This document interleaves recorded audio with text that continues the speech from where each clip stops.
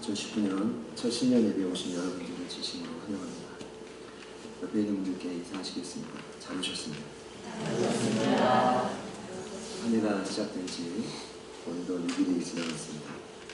짧은 한 주였지만 저희 가족분들의 삶에 참 많은 일들이 있었던 것 같습니다.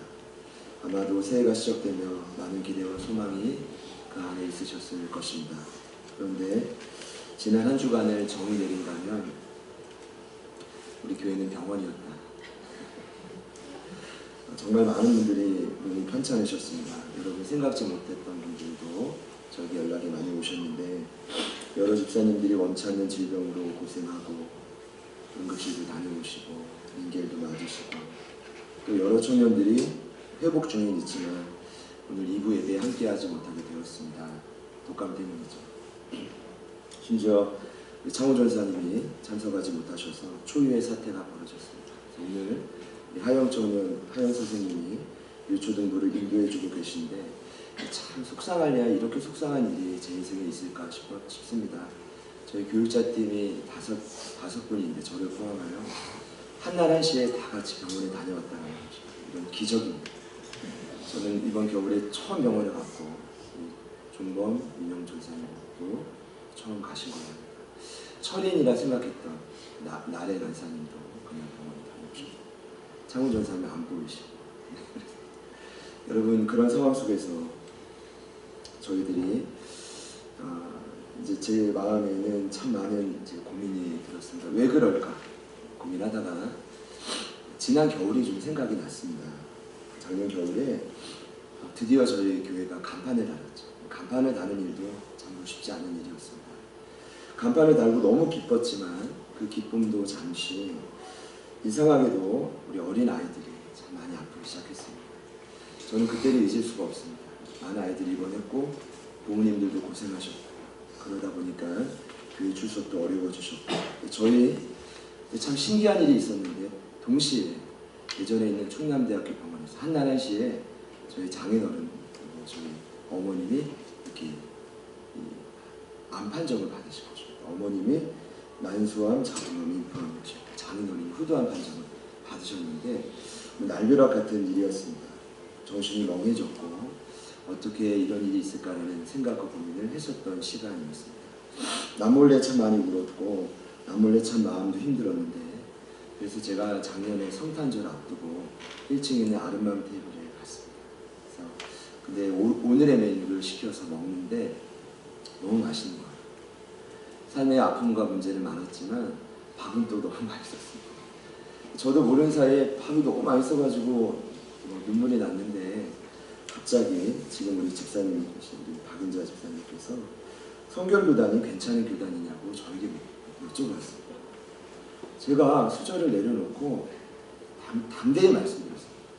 저희 기독교 대한 성결교단은 1907년도에 김상중과 정대로에서 복음을 전하며 자생적으로 생겨난 교단으로서 전혀 나쁜 교단이 아닙니다.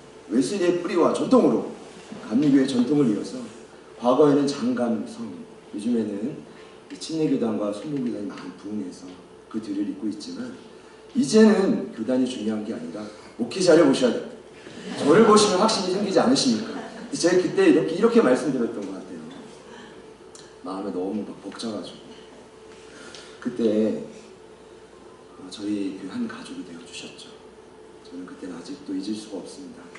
참 영적으로 앞이 캄캄하고 힘들었던 순간이었지만 그 모든 막힌 담이 뚫어지는 것을 경험했습니다. 저는 지금도 확신합니다.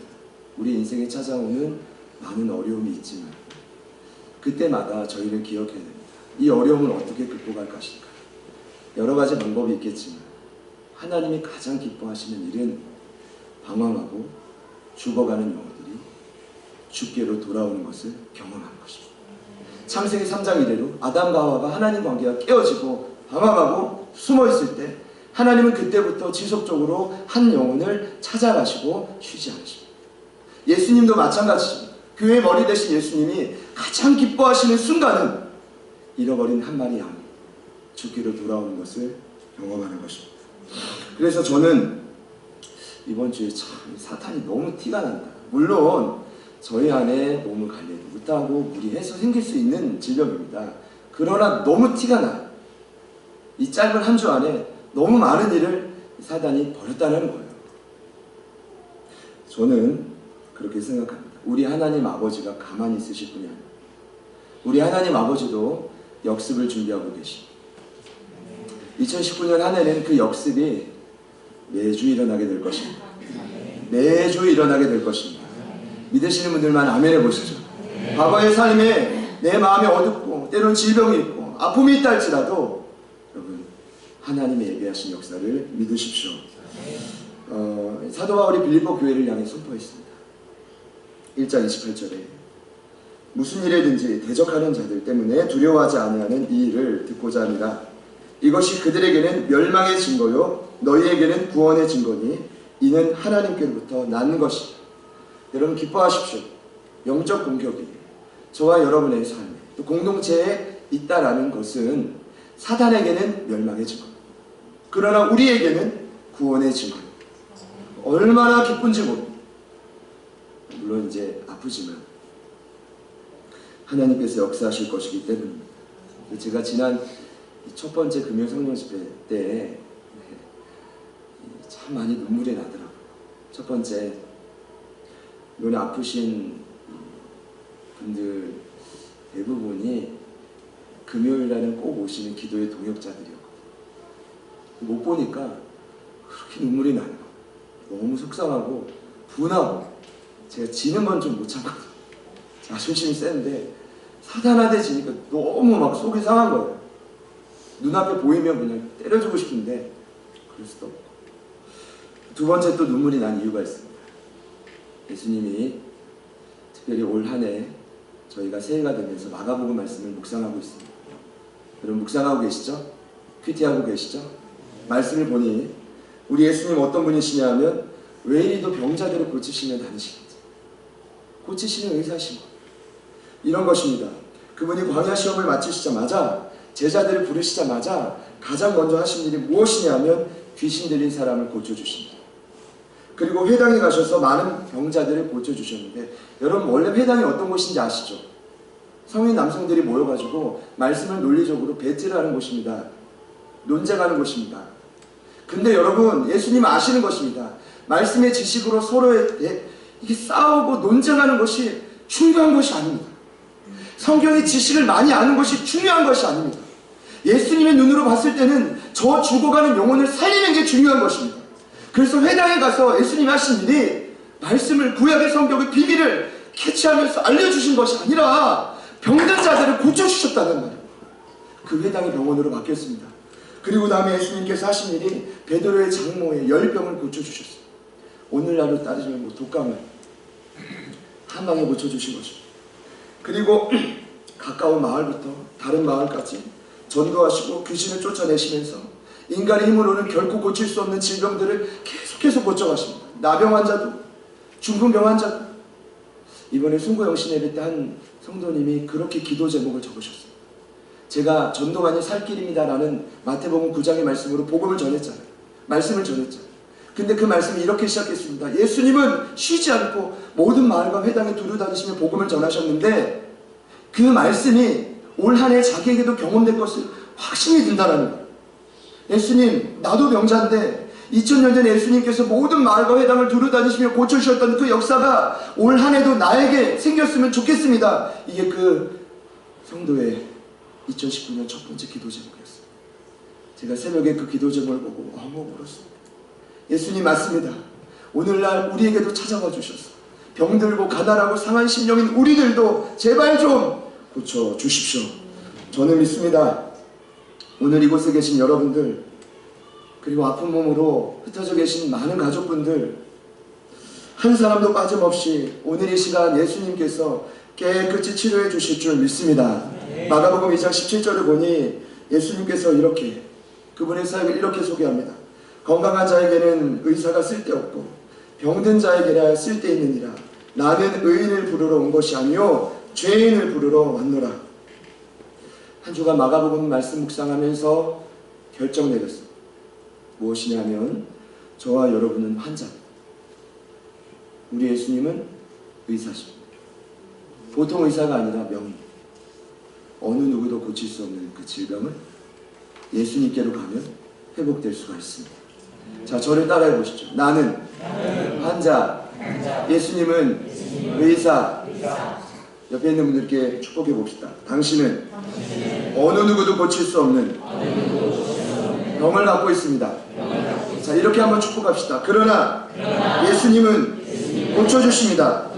자, 오늘 이 시간에도 성령이 우리 가운데 함께 하시기 때문에 그분의 임재를 통해 예수님이 저와 여러분의 모든 삶을 세밀하게 터치하실 것입니다. 그 회복 일어날 것이라 저는 믿습니다. 저희가 얼마 전에 대강절을 제외하고 요한복음 말씀을 계속 나누고 있습니다. 홍보하는 건 아니지만 유튜브에 들어가시면 제자들 교회 김경환 치면 이제까지 이전에 46번의 요한복음 강의가 기록되어 있는데 여러분 부탁은 훌륭한 목사님들의 말씀이 넘쳐나지만 그 이제 조회수가 많아지면 그걸 올리시는 창호 전사님께 수입이 생긴다고 제가 어제 여쭤봤어요. 어느 정도 해야 되냐고 했더니 목사님 엄청 많아야 됩니다. 이 말은 엄청이라는 말은 뭐냐면 꿈을 깨라는 거죠. 여러분 좀 일조해 주세요. 다른 의미가 아니라 여러분 저희는 제자들 교회 가족이잖아요. 그러니까 공동체에서 전해지는 말씀이 의미가 있는 것입니다. 좋은 목사님 말씀 많지만 우리가 해야 될 사인이 있는 거예요. 그러니까 그거를 먼저 지킨 다음에 그 다음이면 좋겠어요. 동의하시는 분들 아멘. 제가 이 말씀을 지속적으로 나누고 있는데 여러분 요한복음이 기록된 목적은 간단합니다. 예수님이 내 삶의 그리스도임을 내 삶의 왕임을 믿어서 생명을 되찾는 것입니다. 결론은 간단합니다. 예수님을 제대로 믿으라는 거예요. 그 고장난 믿음이 회복되면 생명이 회복되고 이 땅을 힘있게 살아갈 수 있다는 것입니다. 제가 그래서 요한복음을 말씀을 나누면서 가장 중점적으로 소개하는 것이 있습니다. 우리가 믿는 믿음의 대상인 예수님이 누구신지. 그리고 요한복음을 자세히 보면 7가지의 자기소개가 나와요. 예수님이 직접. 그런데 요한의 복음서를 보면 7가지의 자기 계시 외에도 예수님을 소개하는 여러의 표현들이 나와요. 특별히 저희가 지금 나누고 있는 요한복음 14장부터 16장까지의 그분의 마지막 고별 설교를 보면 예수님의 소개가 다양하게 나오죠. 왜 그럴까요? 이런 것입니다. 여러분, 내가 믿는 예수님이 누군지 자세히 모르면 저와 여러분의 인생은 근심이 넘쳐날 수밖에 없습니다. 이게 결론입니다. 그러나 내가 누군지 알고 내가 믿는 예수님이 누군지를 명확하게 알면 믿음이 회복되죠. 그럼 어떻게 돼요? 근심이 사라지고 오늘 말씀의 결론이지만 드디어 평안이 강물처럼 밀려오기 시작하는 것이죠. 그 평안으로 세상을 이길 힘이 생기는 것입니다. 자, 그래서 예수님이 요한복음 14장부터 그 근심과 두려움에 사로잡히게 될 제자들을 향해 이렇게 말씀해 주셨습니다. 나는 십자가에 죽고 끝나는 존재가 아니다. 나는 3일 만에 다시 살아날 존재다. 이것을 믿는다면 너희 안에 근심이 기쁨으로 바뀔 겁니다. 그리고 너희는 그냥 존재가 아니라 이 땅을 창조하신 하나님 아버지의 자녀다. 여러분 믿으시죠? 여러분 자녀는요, 무엇을 먹을까 마실까 입을까 염려할 필요가 없습니다. 자녀는 자녀답게 살면 되는 거예요. 자녀답게 사는 게 무엇입니까? 아버지가 원하는 뜻대로 먼저 그의 나라와 의를 구하고 살면 그 외의 모든 것은 우리 하나님이 책임져 주시다라는 것입니다. 우선순위를 바꾸라는 것입니다. 하나님 나라를 위해서 먼저 살라는 것입니다. 의심의 눈초리는 무슨 어쩔 수 없어요. 저는 말씀을 전할 뿐이고요. 들으시는 분들에게 역사가 일어날 것입니다. 예수님이 또 말씀하셨죠. 나보다 더 뛰어난 분이 올 거다. 또 다른 보혜사가 올 거다. 그분이 성령입니다. 파라클레토스. 바로 네 곁에서 외로웠지? 너를 평생 고아처럼 두지 않고 위로해 줄 거다. 그분이 진리로 인도해 줄 거다. 그 성령님을 이 땅에 보내줄 거다. 그리고 지난주에 예수님이 말씀하셨습니다. 나는 포도나무고 너희는 가지다. 제발 부탁인데 왜 무얼 근심하냐? 무얼 두려워하냐? 너는 그저 나에게 딱 붙어있어. 붙어있는 게 여러 모습이 있겠지만 제가 지난주 예수님 말씀을 근거로 이렇게 말씀드렸습니다. 포도나무와 가지는 어떤 모형입니까? 오늘날 교회입니다. 머리 대신 예수님, 가지 된 우리는 그 머리에 붙어있는 지체의 몸입니다. 그러면 예수님께 딱 붙어있다, 포도나무에 딱 붙어있다라는 말은 뭐냐? 주님 몸된 교회에 내 사활을 걸고 붙어있는 것입니다. 예수님이 이걸 어떻게 해석하셨냐면 교회에 지체된, 가지된 서로를 내가 너희를 사랑한 것처럼 사랑하라고 하셨습니다. 여러분, 제자는 교회를 사랑하는 자입니다. 결국 그 신앙은 공동체 안에서 증명이 됩니다. 그런데 교회를, 목회자를 그렇게 사랑하는 말이 아니라 누구를 사랑하는 거냐면 같이 가지된 서로를 사랑하라는 것입니다. 이번 한 주간 이 말씀 지키셨습니까? 얼마만큼 생각하셨습니까? 여러분들에게 교회는 어떤 의미입니까? 그냥 눈에 보이는 건물입니까? 명지플라자 4층 402호입니까? 디넨볼린입니까? 애플피아노입니까? 아름만 테이블 장소입니까? 아니요.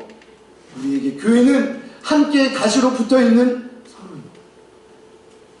힘이 들었지만 서로에게 한 번 더 축복합시다. 제가 당신을 부족하지만 사랑하겠습니다. 여러분, 그게 붙어있는 거라고요. 그게 예수님이 가르쳐주신 붙어있는 최선의 원리라는 것입니다. 그리고 오늘 예수님 말씀, 너무 중요한 말씀이 고별설교에 많지만 오늘까지로 16장의 고별설교를 마무리하려고 합니다. 근데 마지막에도 예수님이 자신이 누구인지, 그리고 자신을 믿는 우리가 누구인지를 가르쳐 주셨습니다. 먼저 내가 누구인지를 가르쳐 주죠. 나는 세상에서 환난을 당하는 자. 예수님은 세상을 이기신 자. 같이 한번 저를 따라합시다. 나는 세상에서 환난을 당하는 자. 예수님 누구라고요? 따라합시다. 세상을 이기신 자. 여러분, 이 두 가지가 아주 명확합니다. 저와 여러분, 2000년 전의 제자들은 누구라고요? 세상에서 환난을 당한 자. 그럼 반면에 우리 예수님은요? 우리가 딱 붙어야 돼, 우리가 믿어야 돼, 의지해야 돼. 예수님은요? 세상을 이기신 자. 얼마나 명확합니까? 얼마나 쉽습니까? 여러분, 성경을 어렵게 가르치시는 분들은 피하십시오. 제가 보니까 어렵게 알아봤자 적용도 안 돼요. 성경과 신앙은 너무 간단합니다. 묵상하면 묵상할수록 너무 명백합니다. 내가 누구인지, 우리가 믿는 예수님이 누구이신지. 여러분들이 축복합니다. 여러분들은 평생 자다 깨어나도 세상에서 환난을 피할 수 없는 자예요. 근데 우리 예수님은, 물론 저를 포함해서요, 우리 예수님은 그 모든 세상을 이기신 자예요. 자, 이 두 가지 사실을 오늘 이 시간 우리가 명확히 인정할 때부터 회복의 역사가 일어나게 될 것입니다. 오늘 제가 먼저 나누고 싶은 건, 나는 누구냐? 나는 세상에서 환난을 당하는 자예요. 우리 33절 말씀 한 번 더 같이 읽어보시겠습니다. 시작. 이것을 너희에게 이르는 것은 너희로 내 안에서 평안을 누리게 하려 함이라. 세상에서는 너희가 환난을 당하나 담대하라. 내가 세상을 이기었노라. 어렵지 않은 구절입니다. 여기 분명히 나와 있습니다. 너희는 세상에서 환난을 당한다. 3년 동안 동고동락했던 제자들, 앞으로 성령님과 함께 동행할 제자들, 능력받고 전도할 제자들, 그들에게 예수님이 분명히 예견합니다. 너희는 세상에서 환난을 당한다. 여러분, 성경이 말하는 세상은 무슨 뜻일까요? 크게 세 가지만 생각하시면 됩니다. 첫 번째는 우리가 이 땅을 밟고 사는 지구들입니다. 지구. 두 번째는 이 지구에 살아가는 영혼들입니다. 사람들. 그리고 마지막 세 번째는 이 땅의 공중 권세 잡은 자. 한마디로 보이지 않는 하늘의 악한 영들. 자, 우리가 귀신을 믿죠. 이 귀신을 의지한단 말이 아니라 그 존재를 인정해야 돼요. 사도 바울이 에베소 교회를 향해 교회가 결국 부흥하려면 마지막으로 부탁한 게 뭡니까? 영적 전투. 저희 제자훈련반 복음 키워드 2단계 주제가 뭡니까? 영적 전투. 거기에 보면 사도 바울이 에베소서 6장에 이렇게 말합니다.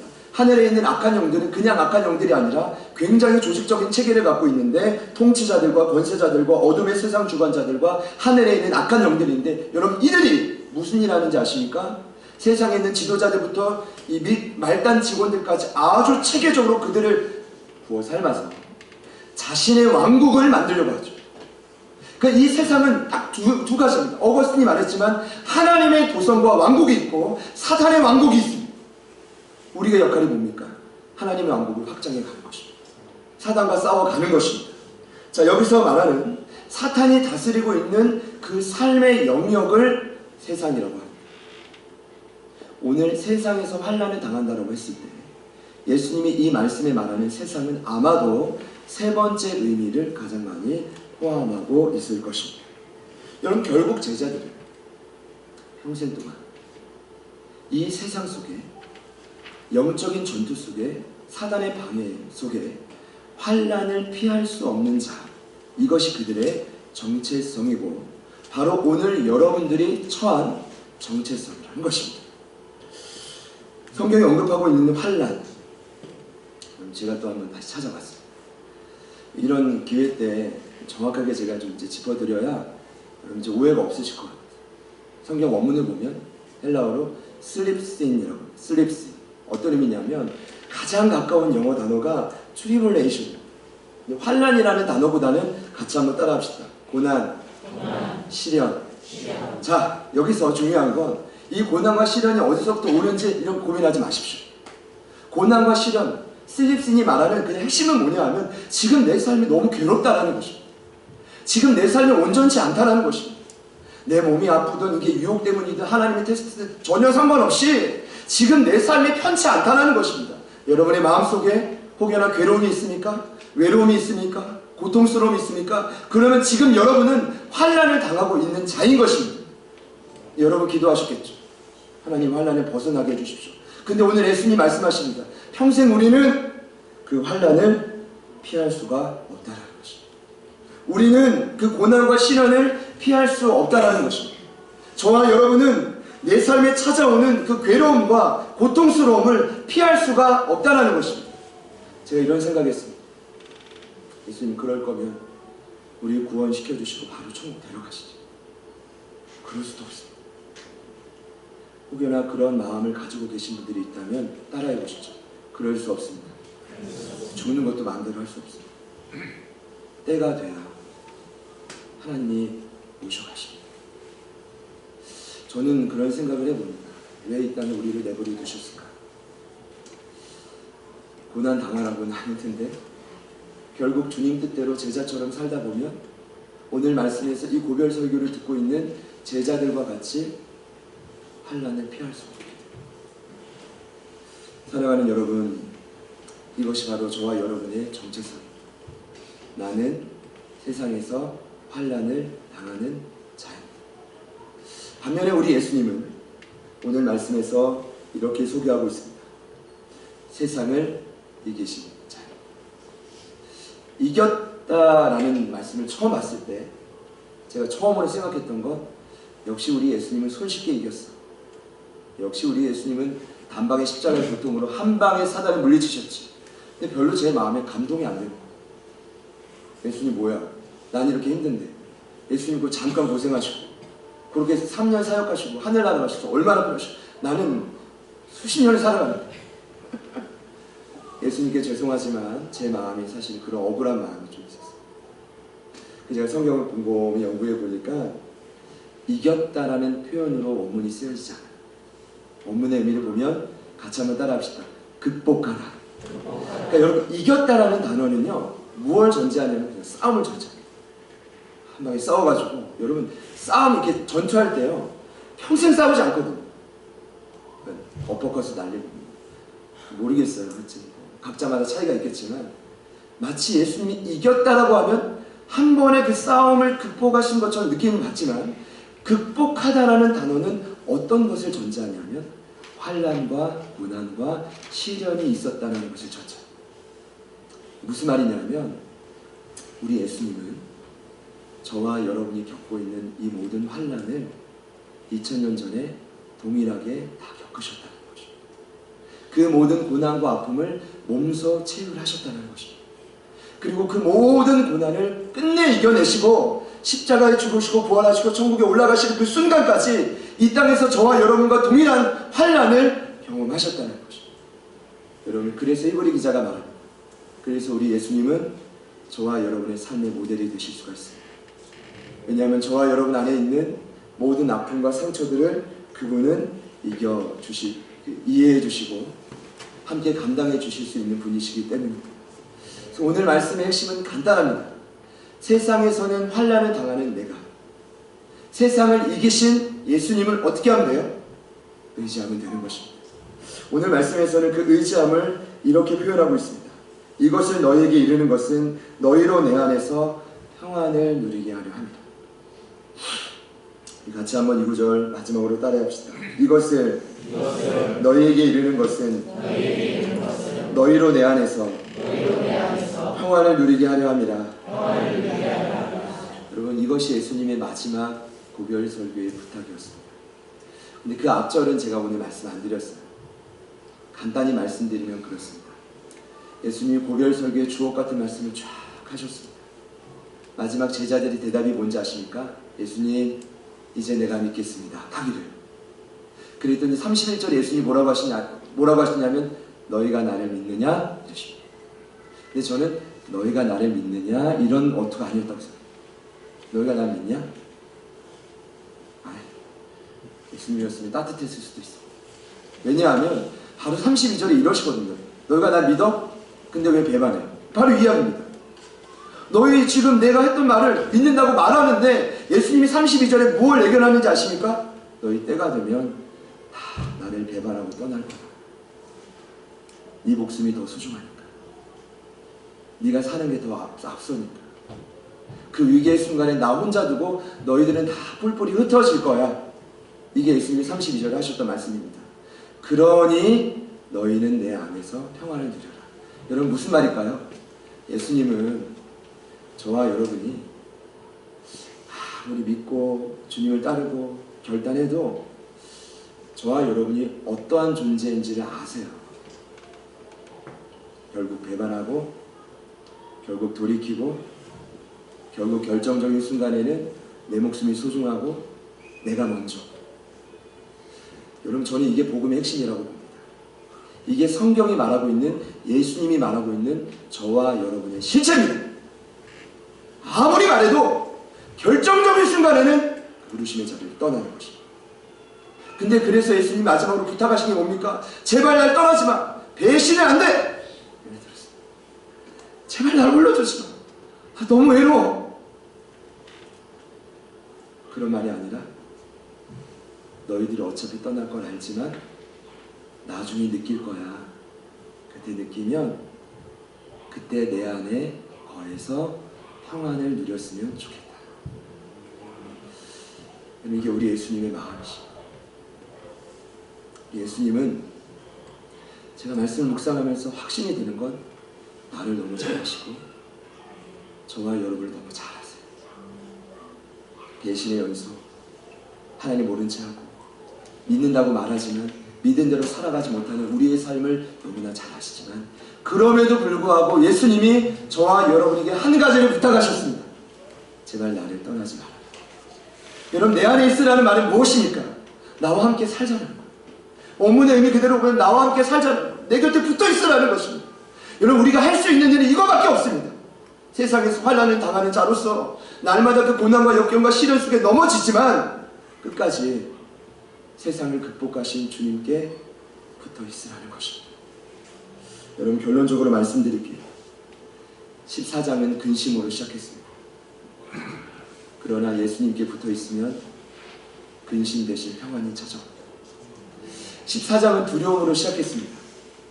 결국 그들은 두려움 때문에 예수님이 떠날 것입니다. 그러나 오늘 말씀에 나오죠. 너희가 내 안에서 평안을 누리면 담대해질 것이다. 담대하라는 말이 멋지지만 그 의미대로 보면은 용기가 생길 것이다. 사랑하는 여러분, 세상 속에서 여러분이 가지고 계신 근심은 무엇입니까? 두려움은 무엇입니까? 그런데 그 근심과 두려움의 원인은 다 알 수 없지만 그 근심이 평안으로 바뀌어지는 방법, 그 두려움이 담대함으로 용기로 변화될 수 있는 유일한 방법은 세상을 이기신 예수님을 붙드는 방법 외에는 없습니다. 여러분, 이 은혜가 오늘 저와 여러분의 삶에 있어지기를 축복합니다. 신앙생활은 간단합니다.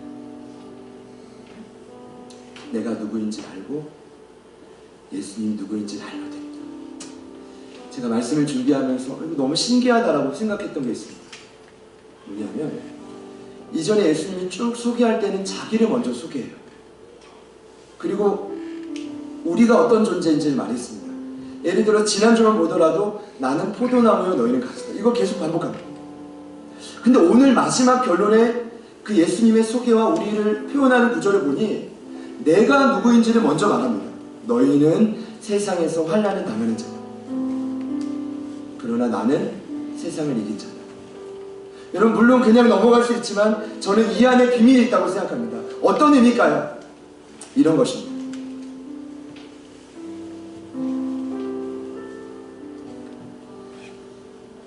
아무리 들어도 내가 머리로 예수님이 세상을 이겼지라고 생각하는 것은 그러면 아무런 의미가 없습니다. 그럼 언제 정말 예수님이 세상을 이긴 존재인지를 깨닫는지 아십니까? 세상 속에서 근심과 두려움으로 그 환난에 처해 있던 그 순간,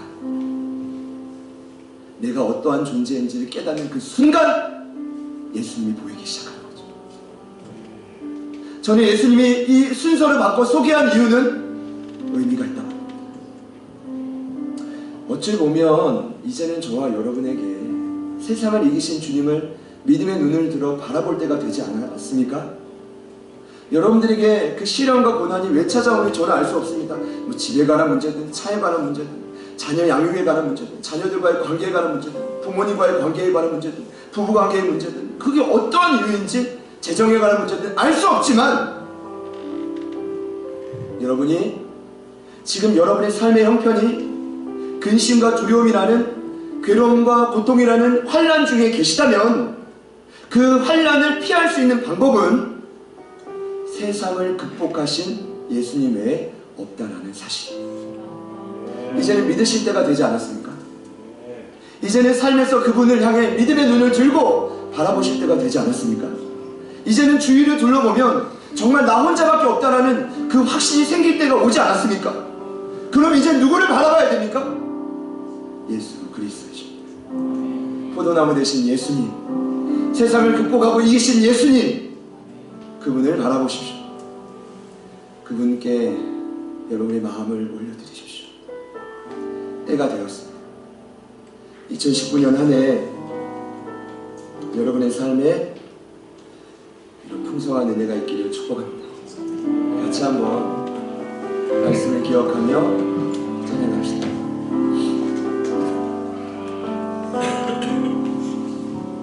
세상의 유혹이 내게 몰려올 때에 나의 입으로 그것들 모두 이길 수 없네.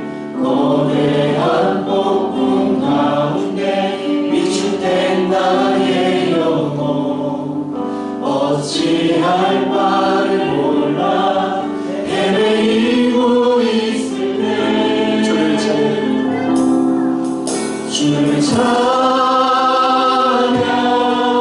손을 들고 찬양 전쟁은 나에게 속한 것 아니니 주를 찬양 손을 들고 찬양 전쟁은 하나님께 속한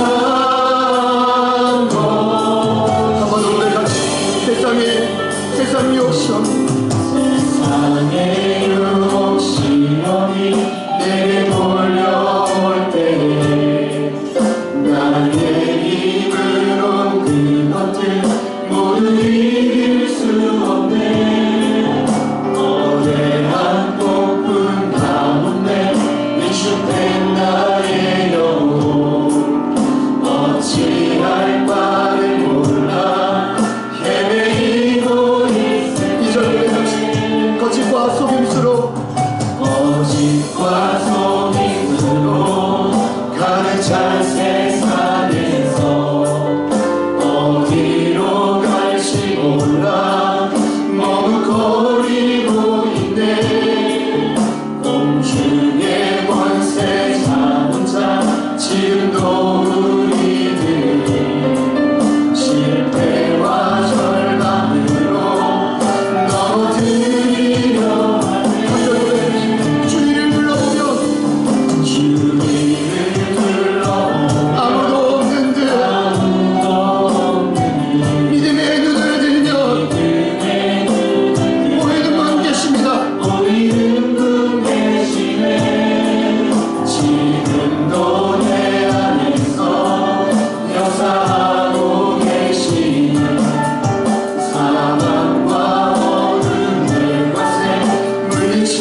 예수님 주를 찬양 주를 찬양 손을 들고 찬양 전체는 나에게 속한 것 아니니 주를 찬양 손을 들고 찬양 전체는 하나님께 속한 것 우리 한 번 더 묵노와 간단히 고백합시다 주를 찬양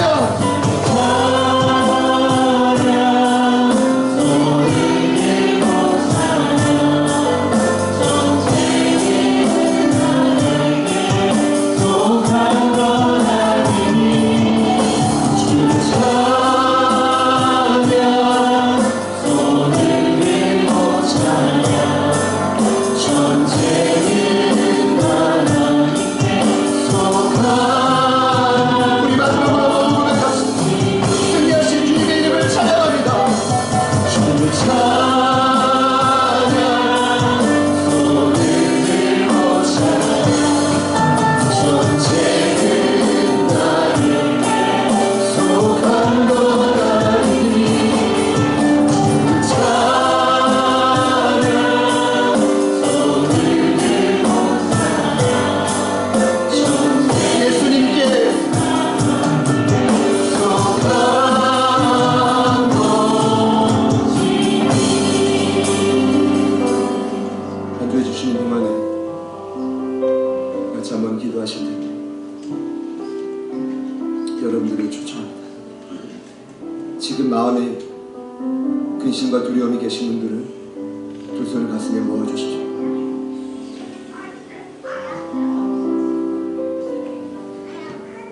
원인을 알 수 없지만 원인을 알아도 막을 수 없는 내 삶에 찾아오는 그 괴로움과 고통스러움이 계신 분들은 지금 내가 세상에서 환난을 당하고 계시다고 믿는 분들은 두 손을 가슴에 모아주시죠. 초청합니다. 내가 세상의 환난 속에 있지만 그 모든 세상의 환난을 극복하신 이기신 예수님을 내가 온전히 믿음의 눈을 들어 바라보기 원합니다. 결단하시는 분들이 있다면 또한 두 손을 가슴에 모아보시겠습니다. 이 시간 함께 기도하실 때 오늘 성경 말씀은 아주 간단한 근심으로 시작된 말씀이었지만 절대적인 평안으로 이 말씀을 마무리하고 있습니다. 예수님께 붙어있습니다. 세상을 이기신 그 예수님의 믿음의 눈을 들어 바라보면 우리 안의 모든 근심은 평안으로 바뀌어지고 우리 안의 모든 두려움은 용기와 담대함으로 변화될 수 있다. 이것이 성경의 결론입니다. 하나님 오늘 이와 같은 역사가 2000년 전에 제자들에게 선포했던 이 말씀의 역사가 오늘 이 시간 두 손을 가슴에 모으고 믿음의 눈을 들어 주님을 바라보는 우리 모두에게 동일하게 역사하여 주시옵소서. 우리 같이 주님 이름 한번 부르시고 우리가 간절히 기도하며 나아가시겠습니다. 주여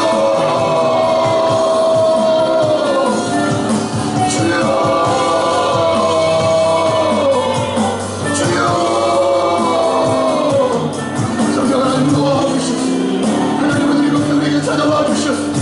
하나님 우리 안에 있는 모든 두려움을 사라지고 주님 그 신이 떨려드는 평안을 함께하여 주시옵소서. 하나님 우리 안에 있는 모든 두려움 세상의 모든 두려움 하나님 모든 영을 잡아들어와 우리의 방향을 모든 것의 권세를 쌓아 예수님의 능력으로 세상을 이기시고 극복하신 예수님의 능력으로 어김받고 살아가게 될 줄 믿습니다. 믿습니다.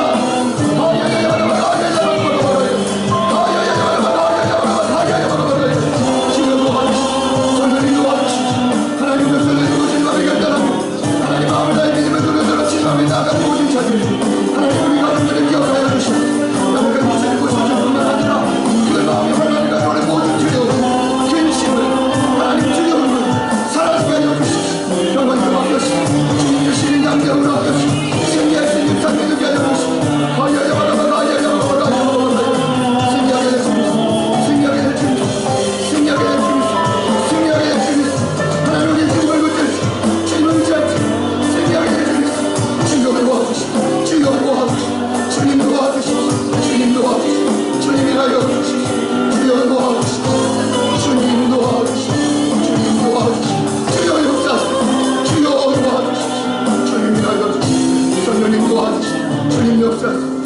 예수님 붙들어 주시옵소서.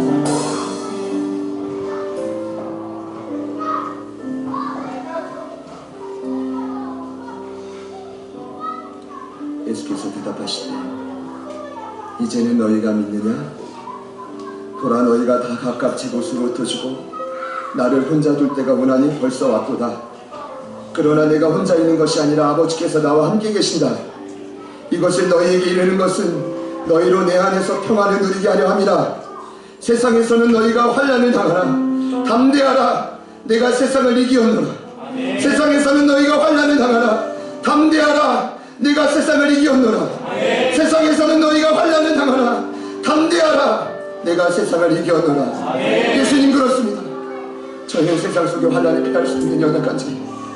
그러나 우리가 믿고 우리가 따르고 우리가 의지하는 예수님, 세상의 모든 환난을 극복하시고 승리하시고 이기신 주님이십니다.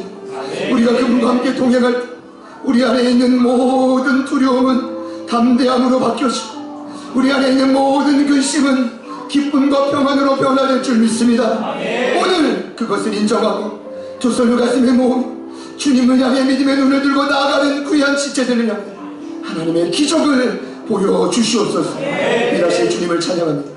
주님 앞에 오늘 이곳에 있는 사랑하는 가족 그리고 아픈 육체 여러 가지 문제 흩어져 있는 우리 제자들 그 많은 가족들 믿음의 눈을 들어 주님을 바라볼 때 이번 한 주 놀라운 하나님의 역습을 하나님의 놀라운 은혜의 공급을 경험하는 한 주가 되게 하여 주시옵소서.